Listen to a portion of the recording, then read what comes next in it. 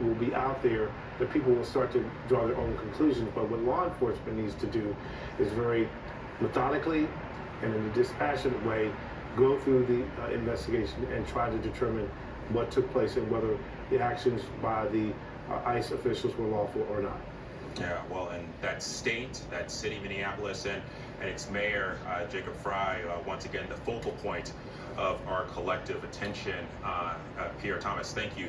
I want to bring in our White House correspondent, Karen Travers, who has been monitoring the response from the White House on this. And Karen, we did hear from President Trump. He commented on Truth Social, saying the woman driving this car was very disorderly, obstructing and resisting, really kind of backing up the account that we'd already heard from DHS Secretary Kristi Noem.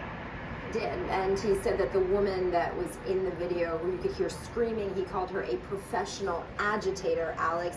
The president said he watched the video. He called it a horrible thing to watch, and he said that the situation there was being studied. But Alex, he then went on to blame what happened today in Minnesota and other events like this on what he called the radical left. He said the reasons that these incidents are happening is because the radical left is, quote, threatening, assaulting, and targeting our law enforcement officers and ICE agents on a daily basis.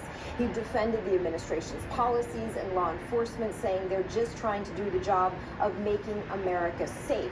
Alex, the president, ended his post by saying we need to stand by and protect our law enforcement officers from what he calls this radical left movement of violence and hate. This is a similar message that we have heard from the president before.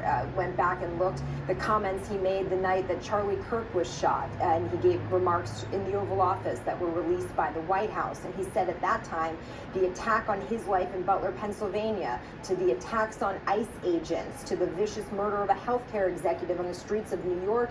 He even went back to the shooting of Congressman Steve Scalise years ago.